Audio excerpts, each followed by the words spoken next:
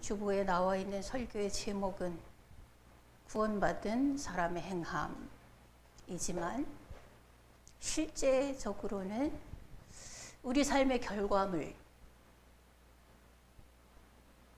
이라는 제목이 훨씬 더 가깝습니다. 지금 이 시대는 환경 문제에 사람들이 많은 관심을 가집니다. 그도 그럴 것이 지구 온난화가 우리에게 피부로 실감하게 다가오고 있기 때문입니다.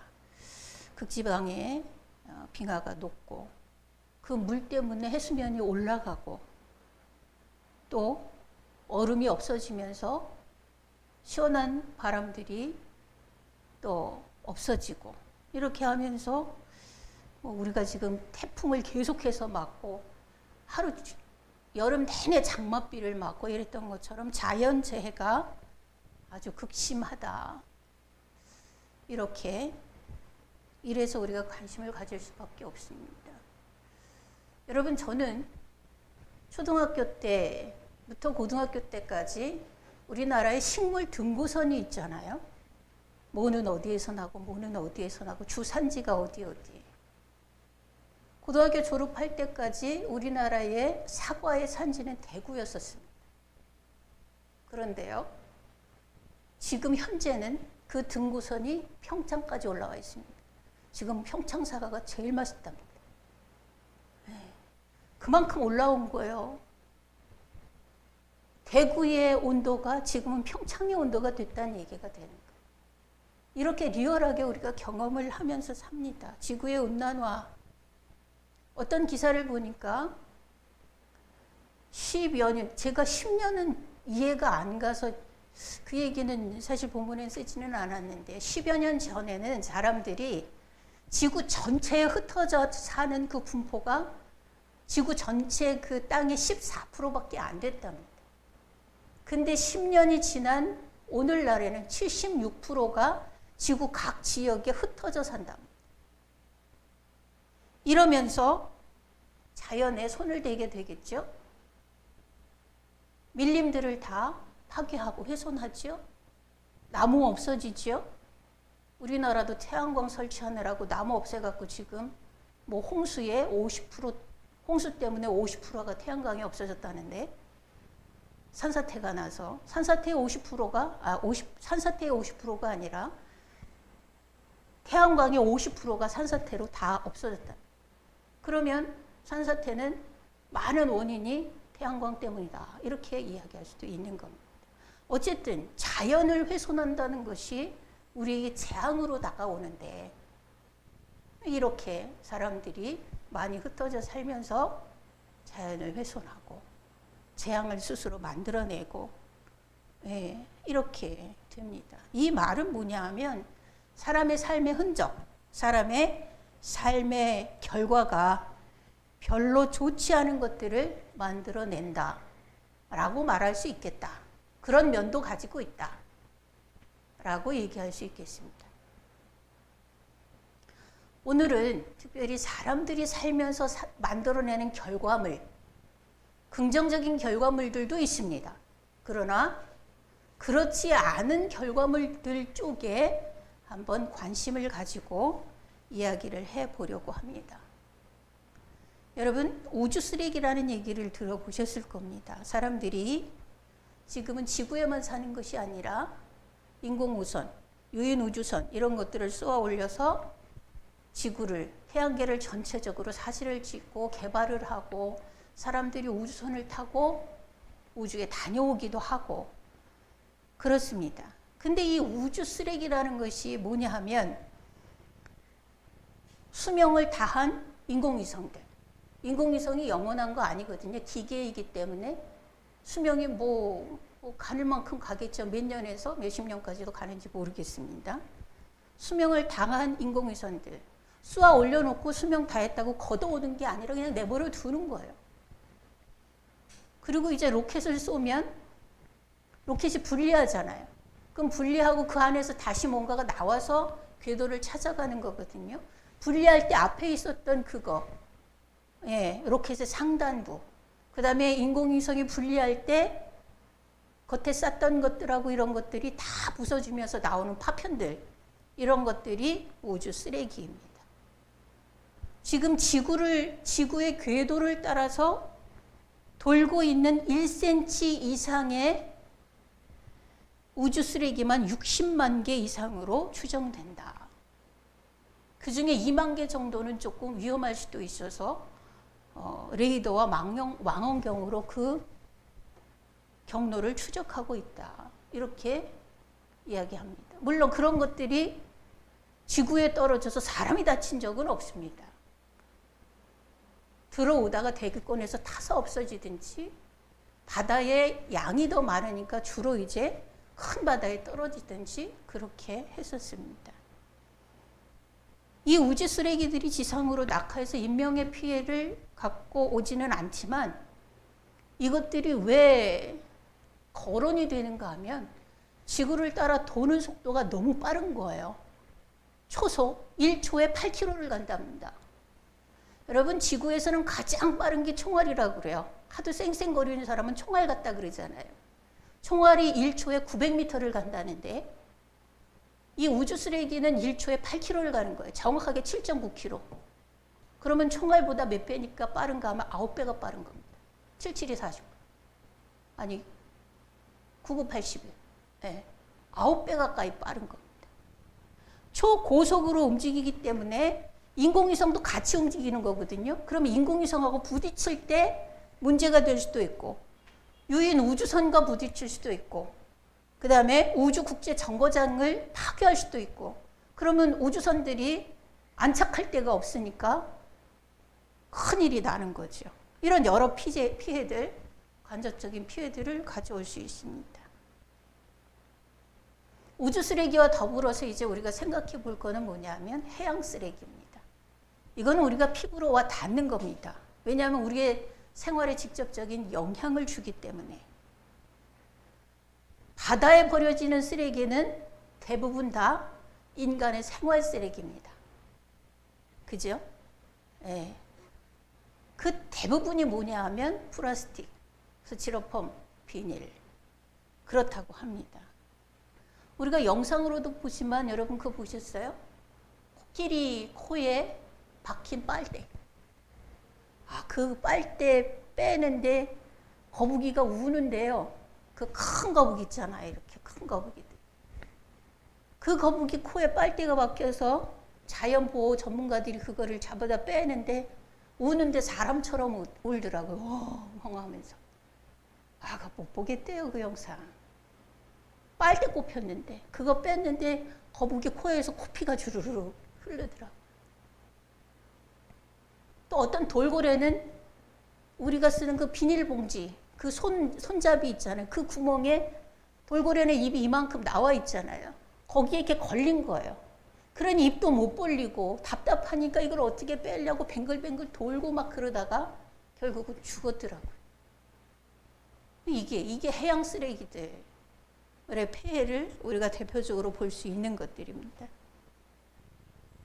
전 세계 선박 사고 중에 10%의 해양 사고가 이 쓰레기들 때문에 생긴다. 이런 통계를 가지고 있습니다.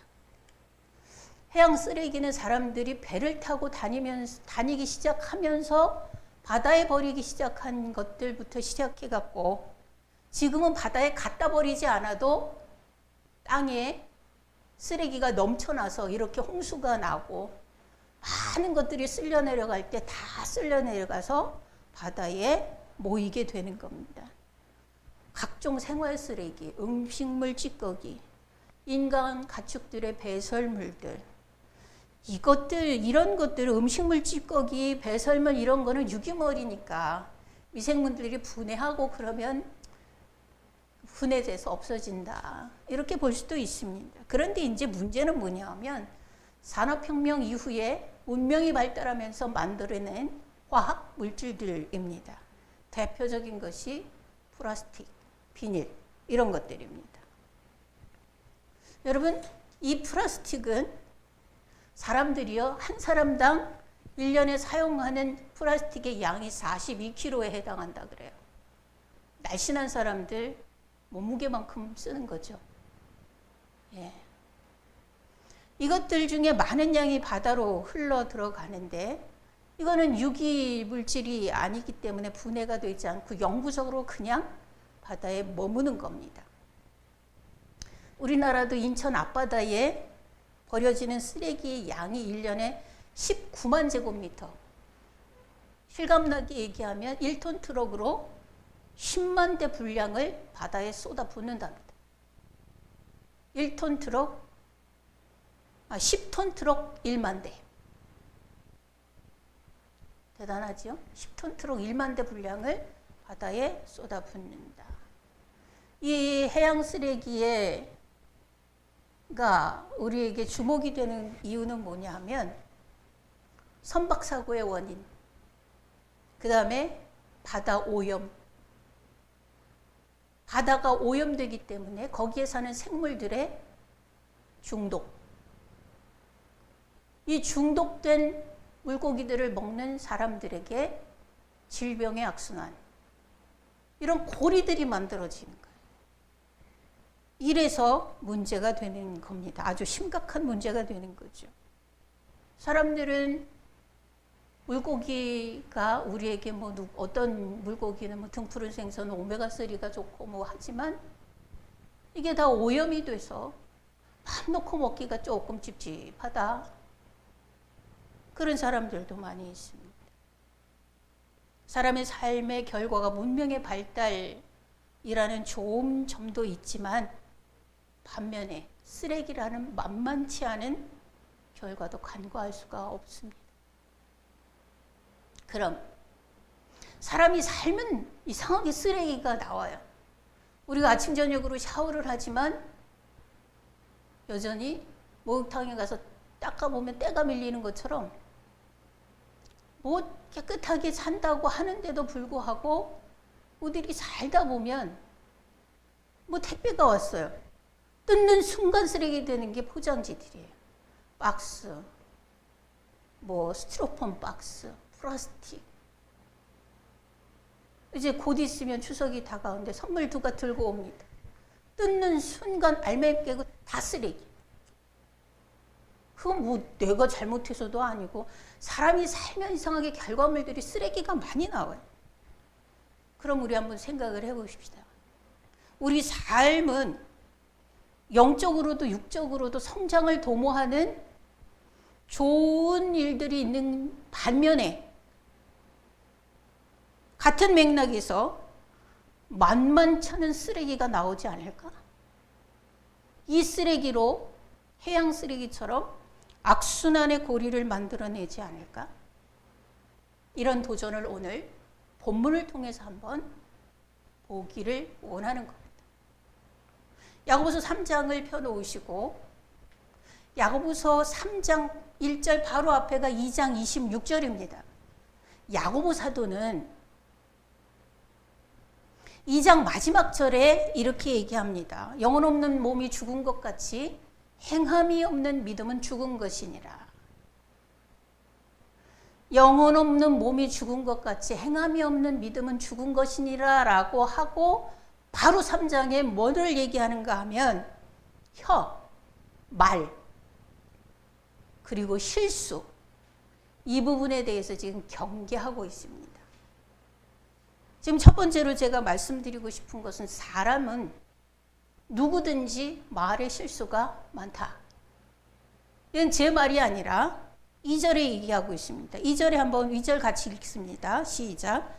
우리가 다 실수가 많으니 말에 실수가 없는 자라면 곧 온전한 사람이라. 능히 온 몸도 굴레 씌우리라. 아멘. 온 몸도 굴레 씌우리라. 이게 무슨 얘기냐 하면 말에가 실수가 없는 사람이라면 완전한 사람인데 그런 사람은 자신의 몸 전체를 다스릴 수 있는 사람이다. 이 얘기입니다. 문제는 말에 실수가 많은데 우리가 하다 보면 이거 실수했네? 느끼면 괜찮은데 또 어떤 사람은 느끼지도 못해. 실수를 해놓고도 실수라고 여기지도 않고 생각도 안 하고 그게 옳다라고 얘기해요. 전에 그런 얘기를 하다가 어떤 분과 얘기를 하다가 그런 얘기를 해서 깜짝 놀랐습니다. 전에 미국인가 캐나다에 어떤 사람이 여행을 갔다가 사진을 멋지게 찍고 싶어서 절벽 끝에 섰다가 떨어져서 너무 많이 다친 사람이 있었습니다. 근데 캐나다나 미국은 병원에 가면 돈이 많이 든다잖아요. 그죠? 우리나라는 의료보험 체계가 좋아서 진짜 큰 병일수록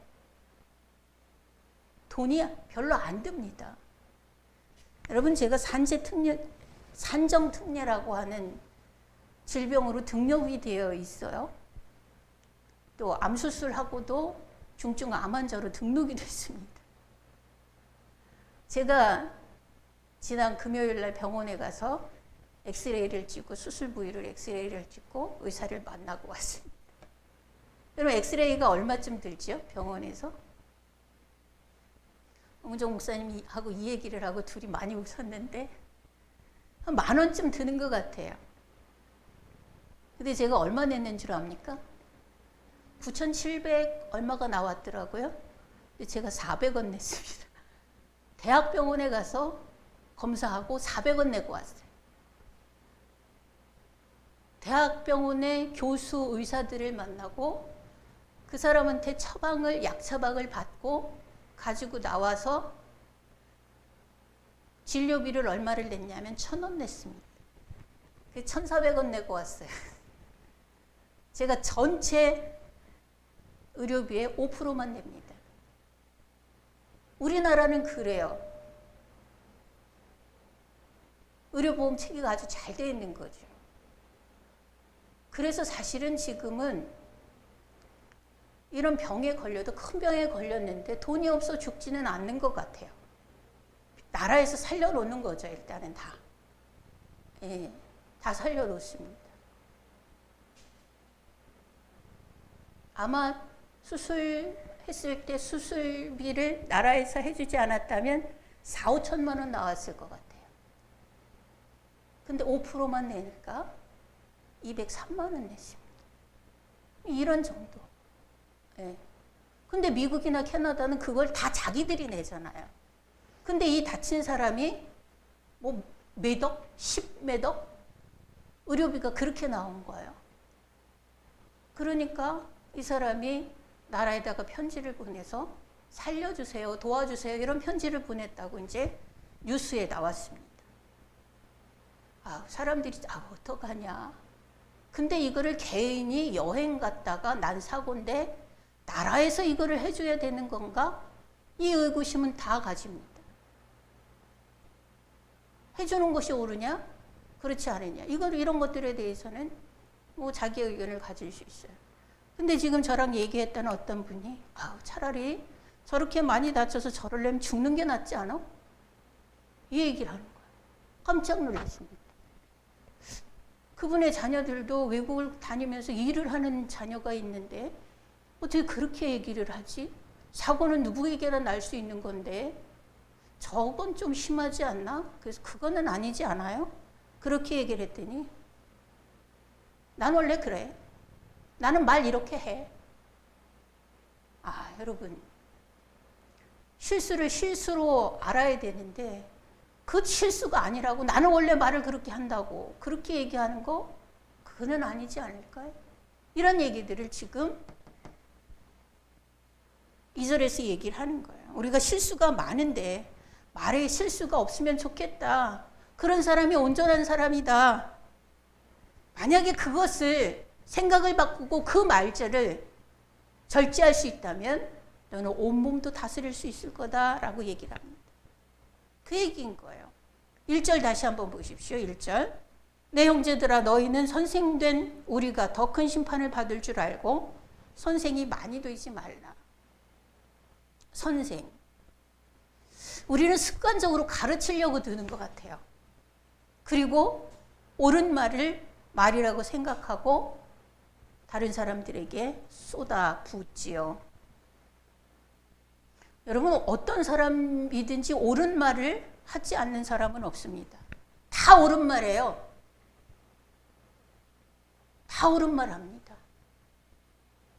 옳지 않은 말만 골라서 하는 사람은 없어요. 바보들도 때때로 옳은 말 합니다. 예, 아무리 모자라도 나름대로 옳은 말 합니다. 심지어 교도소에 있는 사람들도 다 옳은 말 합니다. 교도소에 있는 사람들, 개 중에는 착한 사람도 있고 개 중에는 억울한 사람들도 혹시 섞여 있을 수 있을지 모르나, 그러나 대부분은 그렇지 않다 해서 거기에 구별해 둔 거 아닙니까? 그 사람들도 다 옳은 말이에요. 몇 년 전에 우리 학교에 있던 담임 선생님, 행하지 말아야 할 일들을 행하고 나갔습니다. 특징이 뭔 줄 알아요? 옳은 말은 혼자 다 하고 앉아있다는 거죠. 그 사람보다 더 옳은 말을 더 많이 할까? 네. 그 사람보다 애들을 더 분명하게 파악하는 사람 또 있을까? 옳은 말을 다 해요. 누구나 다 해요. 그래도 그 중에도 우리 기억해야 될 것은 뭐냐 하면 그 중에 우리도 하나다라는 거예요. 나쁜 사람들 중에 하나가 아니라 옳은 말 하는 사람들 중에 하나. 다르지 않다는 거죠. 우리의 말이 다른 사람에게 선생이 돼서 옳은 말을 한다고 하면서 상처는 주지 않을까요? 상처 주지 않을까요? 우리의 말들이 우주 쓰레기같이 떠돌아다니는 파편 조각이 되지는 않을까? 바닷속에 들어가 분해도 안 되고 큰 바다를 오염시키는 해양 쓰레기 같은 그런 역할을 하지는 않을까? 뭐가요? 우리의 옳은 말이. 그래서 야고보 사도는 1절에 그 얘기를 한 거예요. 많이 선생되지 말라고. 많이 선생되지 말라고요. 믿음의 사람 필립이 안씨는 우리에게 이렇게 권고합니다. 하나님 놀이 그만하라고. 이것을 우리는 하나님 놀이라 그래요. 교회에서 신앙생활 오래 하신 분들 중에 하나님 놀이에 빠져 있는 분들 많습니다. 어떤 어려운 일을 당하거나 어떤 일이 있으면 자기가 결론을 내리고 자기가 판단을 하고 자기가 대책을 세우고 그래서 선포하고. 믿음의 사람들은, 정말 경건을 통해서 하나님과 동행하는 사람들은 우리 모두에게 권고합니다. 하나님 놀이 그만해라.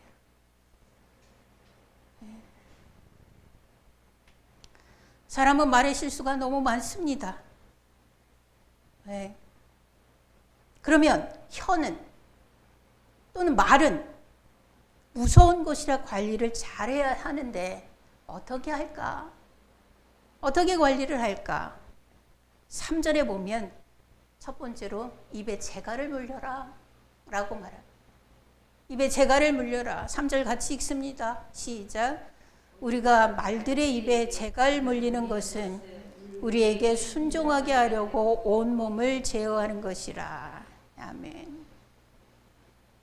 짐승의 입에도 재갈을 물려서 끌고 다니고 필요에 따라 사용을 하는데 우리의 입에 재갈을 물려라. 입에서 나오는 대로 떠들지 말아라 라는 얘기입니다. 말은 꼭 해야 할 말만 하는 것이고 만약 할 수 있다면 그 말도 안 하면 좋습니다. 우리가 착각하는 게 있어요. 그게 뭐냐면 말을 많이 해야 상대방이 알아들을 거라고 생각하는 겁니다. 그건 착각입니다. 또 어떤 사람은 말을 많이 하고 다른 사람 얘기할 때 말참견을 할 수 있어야 자기가 똑똑하다고 인정받는다고 생각하는 그런 사람들도 있는 것 같아요. 착각입니다. 말참견을 하고 사람들의 대화에 꼭 끼려고 하고 거기다가 이상한 말 하고 그래. 그러면 더 멍청이가 되는 건데 그 생각 안 하는 것 같아요. 여러분 성경에 큰 역사가 일어날 때 하나님 사람들을 사용합니다. 근데 그때 사람들의 말을 사용하지 않습니다. 그 증거를 성경에서 찾아보면 좋겠어요. 여러분, 첫 번째로 우리가 여호수아 6장 1절로 10절에 가보면 가나안을 정복하면서 첫 번째 큰 성, 여리고성을 정복할 때의 일입니다. 여리고성이 얼마나 두꺼운지요? 제가 말씀을 드렸지요. 성 바깥 외벽과 안에 내벽 사이에 사람들이 그 사이에 집을 짓고 살았다고요. 중국의 만리장성을 얼마나 대단하게 자랑하는지 몰라요, 중국 사람들이. 근데요, 자랑하면서 뭐라고 자랑하는가 하면 이 성은 말 두 필이 같이 뛸 수 있는 그런 넓이를 가졌습니다. 그렇게 자랑했습니다. 제가 중국 가서 직접 들은 얘기예요. 말 두 필 같이 뛰는 거 정도야 뭐. 아니, 사람이 외벽과 내벽 사이에 집을 짓고 살았다니까요. 그리고 얼마나 견고한지 그 성은 무너질 수 없는 성이라 그랬어요. 그 성을 이스라엘 백성이 처음 만났습니다. 가나안 정복 첫 번째 장애물이에요. 그걸 어떻게 무너뜨렸는지 아세요? 우리 한번 찾아봅시다. 여호수아 6장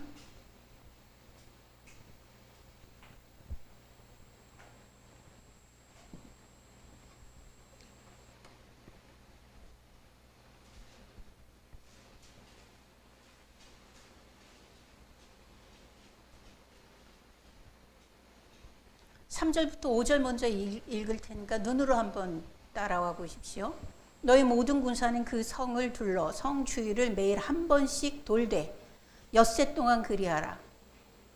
제사장 일곱 양각 나팔을 잡고 언약궤 앞에서 나아갈 것이요. 일곱째 날에는 그 성을 7번 돌며 그 제사장들은 나팔을 불 것이며 제사장들이 양각 나팔을 길게 불며 그 나팔 소리가 너희에게 들릴 때에는 백성은 다 큰 소리로 외쳐 부를 것이라. 그리하면 그 성벽이 무너져 내리리니 백성은 각기 앞으로 올라갈지니라 하시매. 매일 그 성을 그냥 제사장들을 따라서 한 바퀴씩 도는 거예요. 하루에 한 바퀴만 도는 겁니다. 6일 동안. 그리고 7번째 날 7일째는 7바퀴를 돌았어요.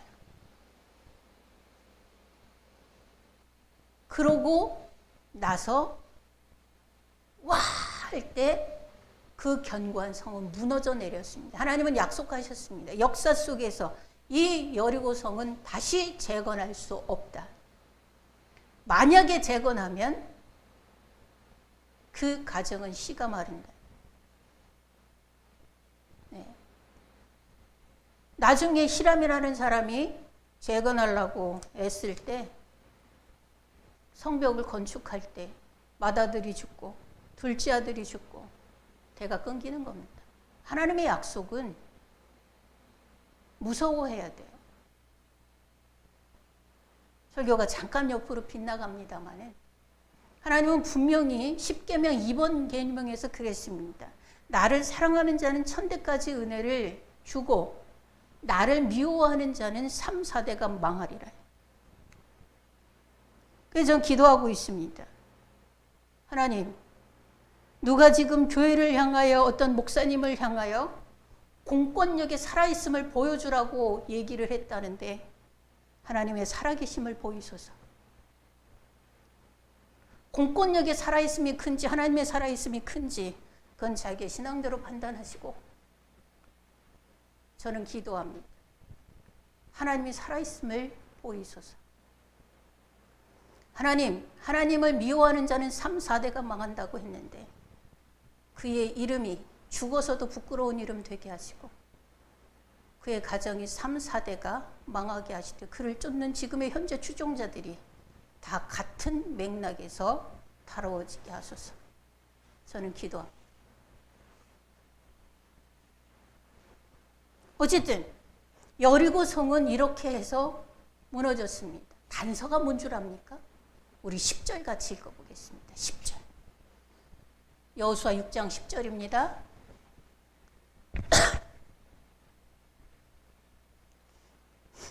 여호수아 6장 10절 같이 읽습니다. 시작. 여호수아가 백성에게 명령하여 이르되 너희는 외치지 말며 너희 음성을 들리게 하지 말며 너희 입에서 아무 말도 내지 말라. 그리하다가 내가 너희에게 명령하여 외치라 하는 날에 외칠지니라 하고. 여호수아 6장 10절입니다. 다시 한번 읽습니다. 시작. 여호수아가 백성에게 명령하여 이르되 너희는 외치지 말며 너희 음성을 들리게 하지 말며 너희 입에서 아무 말도 내지 말라. 그리하다가 내가 너희에게 명령하여 외치라 하는 날에 외칠지니라 하고. 아멘. 사람들이 지금 이 시대의 이 움직임에 대해서 말이 많아. 성도들도 너무 말이 많아요. 오히려 교회가 교회를 핍박하고 있어요. 목사들이 나와서 목사를 비판합니다. 성도들이 교회를 향해서 잘난 척하고 많은 말을 쏟아냅니다. 입 좀 닥치면 좋겠어요. 떠들지 말고 무릎 꿇고 기도하면 좋겠습니다. 공권력이 살아있는 것이 큰지 하나님의 살아계심이 큰지 기도하자고요. 네? 기도하자. 하남시의 어떤 버스에 버스 기사가 붙였는지 버스 회사에서 그걸 붙였는지 초록색 박스 거위에다 노란색 이렇게 으로 그렇게 붙이고 운행을 하는 거를 우리 동기 목사님 남편이 택시 기사를 하거든요. 그분이 찍어다가 저희한테 보내갖고 봤어요. 당신 때문에 교회가 욕먹고 있지는 않습니까? 교회 가지 말란 얘기죠. 그런 문구를 버스에다 달고 다니더라고요. 미치겠는 거예요. 성도가 교회를 욕하고 있는 이 참혹한 마당에 목사가 목사를 욕하는 이 인터뷰를 하는 이 세상을, 이 참혹한 세상을 우리가 살아갑니다. 여러분, 지금 우리는 제발 떠들지 맙시다. 떠들지 말고 기도해요, 제발. 당신들은 잘나지도 않았고 똑똑하지도 않습니다. 살아계신 하나님이 역사하도록 무릎 꿇고 기도나 해. 예배도 못 드리는 주제들이 된 우리가 무슨 얘기를 할 수가 있어요? 여러분, 성도, 에클레시아, 부름받아 꺼냄받은 성도라고 하는 사람들 왜 꺼냈어요? 출애굽기 3장부터 가서 보세요. 10개의 재앙에 재앙마다 단서가 있습니다. 니네 왜 나가려 그래? 하나님께 제사 드려야 할지니라. 이게 모세의 대답이에요. 뭐예요? 출애굽 왜 해? 예배 드리기 위해서 하는 거예요. 구원 왜 받았어요? 예배 드리기 위해서 구원받은 거예요. 하나님이 왜 예수 그리스도를 그 참혹하게 죽었어요? 왜 당신들을 위해서 예수님이 피 흘려 죽으셨는데 예배 드리라고. 예배도 못 드리는 병신처럼 살지 말고 살아계신 하나님과 교통하는 존재가 되라고. 그래서 십자가에 못 박혀 죽었는데 예배 안 드리는 게 뭔 그렇게 자랑이라고. 이 시대를 만들어낸 게 뭔 자랑이라고. 대표에서 회개는 못한 망정 어디다 대고 뭔 소리를 하는 거예요 지금. 이 참혹한 세대를 누가 만들었는데? 우리가 만들었는데. 이 참혹한 세대가 왜 어떻게 끝날 수 있는데요? 교회들이 다 깨어서 회개 기도하면 끝나는 건데 그것도 못하는 주제가 뭐 그렇게 말이 많아? 그래? 여리고성을 13바퀴를 돌라고 하신 그 하나님이 그 과정 중에서 성도들에게 말합니다. 출애굽한 성도, 구원받은 성도에게 얘기해요. 뭐라고? 말하지 마. 너희는 외치지 말며 음성을 들리게 하지 말며 너희 입에서 아무 말도 내지 말라. 이게 단서입니다. 그거 순종하면 여리고는 무너지는 거예요. 그거 순종하지 않고 지금 이 시대에 당신들처럼 떠드는 성도들처럼 떠들어 제끼면 이 재앙은 끝나지 않는 겁니다. 꼭 기억할 수 있기를 바랍니다. 이 예가 여기에만 내오는 게 아니에요. 여러분 기드온의 300용사를 기억합니까? 사사기 7장에 나오는데요. 미디안하고 전쟁을 하려고 합니다. 2,000명이 모였습니다. 자원하는 군인 2,000명이 모였습니다. 근데 하나님 너무 많다 그래요. 고르고 골라서 300명만 남겼습니다. 미디안 군사는 어마어마하게 많아요. 단서가 뭔 줄 압니까?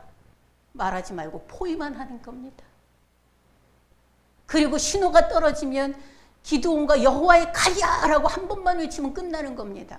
항아리 깨고 횃불 들고 여호와의 칼이야라고 했는데 그 안에 그 수백만이 있던 미디안 군사들이요, 걔네들은 떠들어. 지들끼리 떠들다가 지들끼리 잡아 죽여. 그리고 그 전쟁은 끝났습니다. 300명이요. 그건 이긴 전쟁이에요. 말이 역사를 만들어내는 게 아닙니다. 말이 역사를 만들어내는 게 아니에요. 너희 입에 재갈을 물려라. 이렇게 혼란스럽고 어려울 때일수록 우리가 해야 될 것은 무릎 꿇는 일이지 말로 떠드는 잘난 척하는 말이 아닙니다. 재갈을 물려라. 예. 함부로 떠들지 말고 순종할 수 있기를 바랍니다. 왜? 당신들은 천국에 가야 할 구원받은 백성들이잖아요. 구원받은 백성들이잖아요. 출애굽한 백성들이잖아요. 여러분 한번 가만히 생각해 보세요. 10개의 재앙마다 얘기하는 것이 여호와께 제사 드려야 할지니라. 그리고 마지막 10번째 재앙에서 구체적인 제사의 방법이 제시됐어요. 어떤 제사? 번제. 어린 양 잡아서 피 바르는 번제. 이제 제사의 방법이 있습니다. 방법이 나왔습니다. 그걸 끝으로 출애굽했습니다. 구원받았습니다. 그리고 하나님 마지막으로 말씀하시는 것이 내 백성이 이 산에서 제사하여야 할지니라. 예배드려야 된다는 거, 예배드려야 된다. 하나님이 지정하신 곳에서 예배드리라는 거예요. 우리 모두가 구원받은 하나님의 백성, 천국 갈 백성이라고 한다면 지금 야고보가 영혼은 없는 몸이 죽은 것처럼 행함이 없는 믿음은 죽은 것이니라 라고 하면서 혀에 대해서, 말에 대해서 경계하는 것을 이 혼란한 시기에 깊이 묵상할 수 있기를 바랍니다. 첫 번째, 재갈을 물려라. 혀 어떻게 해야 되냐? 두 번째는 키처럼 방향을 잘 잡아라. 오늘 야고보서 3장 4절 한번 봅니다.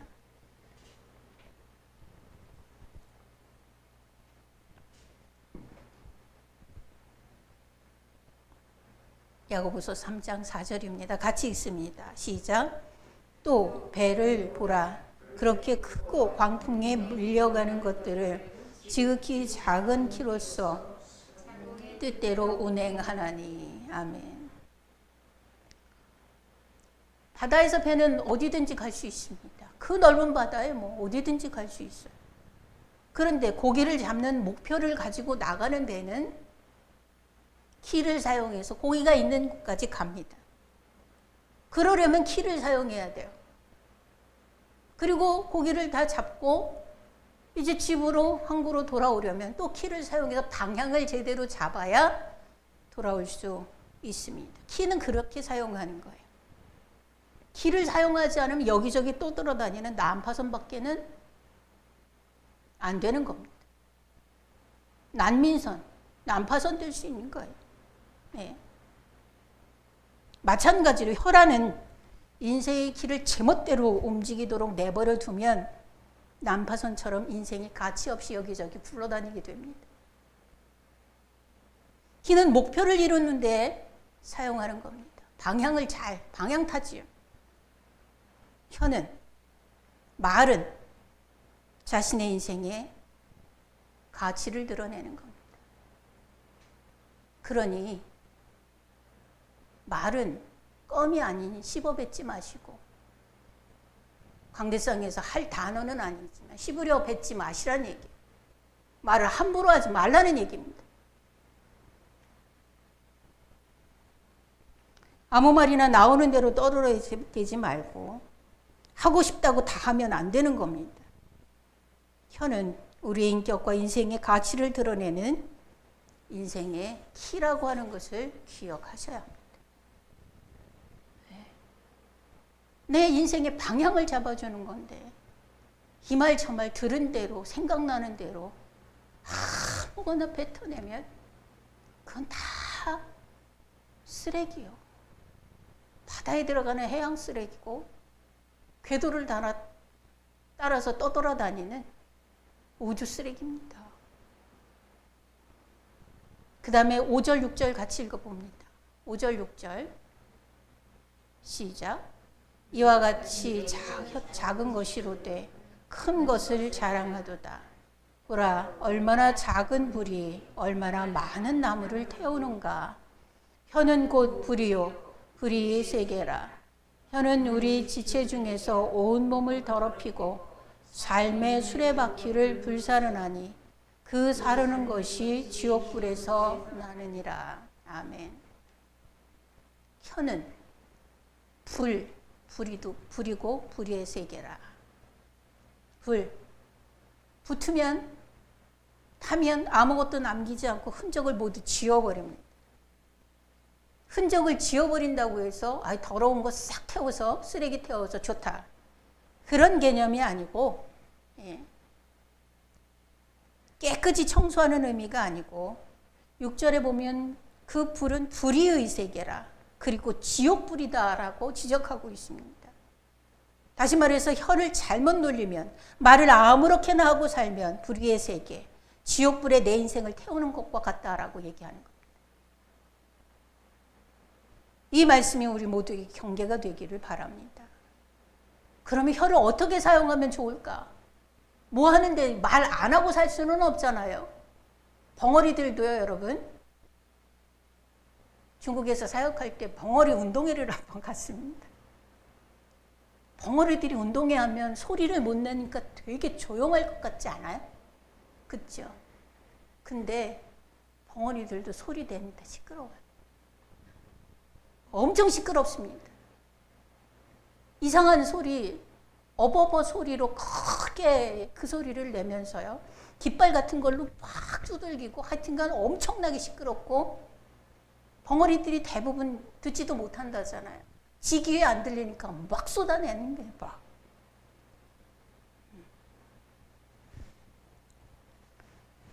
말하지 말라는 얘기가 아니에요. 방향도 모르고 아무렇게나 짓거리지 말라는 얘기예요. 하나님에 대해서, 시대에 대해서, 교회에 대해서, 성도에 대해서, 주의 종에 대해서. 더구나 구원받았다고 하는 교회 다니는 사람들이 나는 그들을 성도라고 표현하고 싶지는 않습니다. 구원받은 백성이라고 볼 수 없어요. 네. 그러면 말을 어떻게, 혀를 어떻게 사용할까? 말은 안 할 수도 없고 벙어리들도 소리를 지르는데 어떻게 하면 될까? 우리 창세기 1장 2절 3절 같이 읽습니다.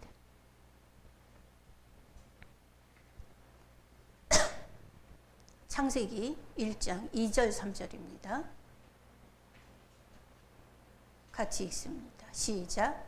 땅이 혼돈하고 공허하며 흑암이 깊음 위에 있고 하나님의 영은 수면 위에 운행하시니라. 하나님이 이르시되 빛이 있으라 하시니 빛이 있었고. 아멘. 혼돈과 공허와 아무것도 볼 수 있는 깊은 흑암의 세계에 지금 이 세상에 이 전국 같죠? 낮이 되어서 내 눈이 저걸 본다고 해서 보는 게 아니에요.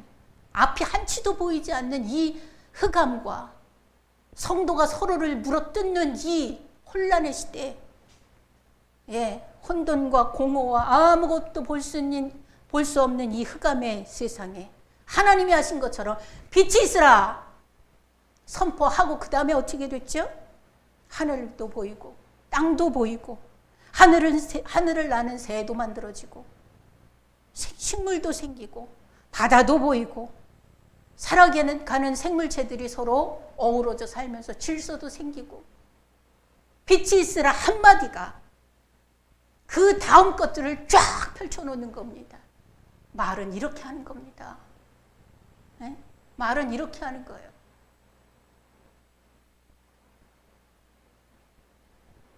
예수님이 요한복음 14장 6절에 그런 말씀하셨습니다.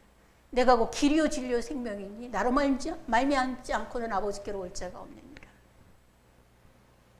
생명의 길을 열고 그 길로 오라고 부르심의 선포를 할 때 그 말은 그렇게 하는 거예요.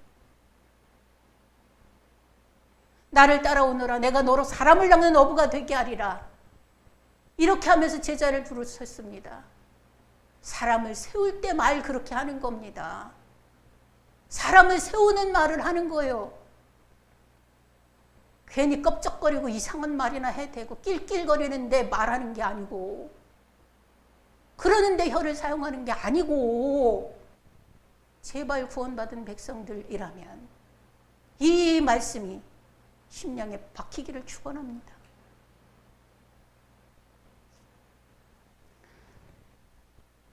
사도 바울이 빌립보 감옥에 갇힌 적이 있습니다. 시건 두드려 맞고 옥에서 찬양 부르고 그럴 때 옹문이 터졌습니다.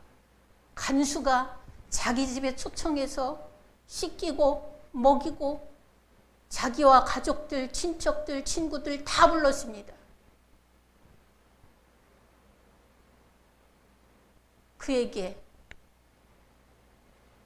바울이 뭐라고 그랬는 줄 아십니까? 주 예수를 믿으라. 그리하면 너와 네 집이 구원을 얻으리라. 말은 그럴 때 그렇게 쓰는 겁니다. 혀는 그럴 때 그렇게 쓰는 겁니다. 아무거나 찢고 까불지 말고. 여러분, 사람의 삶의 공과가 무명의 발달과 쓰레기의 창궐이라는 극과 극의 결과를 만들어내는 것처럼 우리 인생의 결과가 인격의 쓰레기, 영적인 쓰레기로 가득 차지 않도록 혀를 제갈 먹이고 방향을 잘 잡고 지옥불에 타는 인생이 되지 않도록 행함을 갖추는 믿음의 생활을 할 수 있기를 주의 이름으로 축원합니다. 기도하겠습니다. 하나님, 감사합니다. 구원의 생명을 주셔서 감사하고 하나님의 말씀을 주셔서 이 혼탁함 속에서 분별할 수 있도록 지혜를 주셔서 감사합니다. 아버지 하나님, 인생의 방향타를 잘 잡을 수 있도록 기준이 되어주셔서 감사합니다. 하나님, 우리 맑은샘 교회 성도들, 함께 예배를 드리고 있는 모든 성도들 축복하여 주셔서 말보다 무릎을 먼저 꿇게 하시고 말보다 주님을 붙잡고 몸부림치는 것 먼저 하는 살아있는 믿음을 가진 성도들 되게 하여 주시옵소서. 주님의 살아계심을 인하여 모든 소망을 거기에 걸고 어려움과 기쁨을, 슬픔과 즐거움을 하나님 앞에 붙잡고 살아가는, 그리고 하나님 앞에 내어놓고 모든 것들을 주님과 동행하는 요소로 삼는 우리 성도들 되어지게 하여 주시옵소서. 아버지 하나님, 세상에 살면서 필요한 것들 많으나 그런 것들이 없어서 우리에게 불편함이 많으나, 그러나 주님, 살아계신 주님이 계시기에 가치를 거기에 두고 하나님 그 불편을 이겨 살 수 있는 그런 능력을 갖추는 우리 성도들 되게 하여 주옵소서. 감사드리며 예수 그리스도 이름으로 기도하옵나이다. 아멘.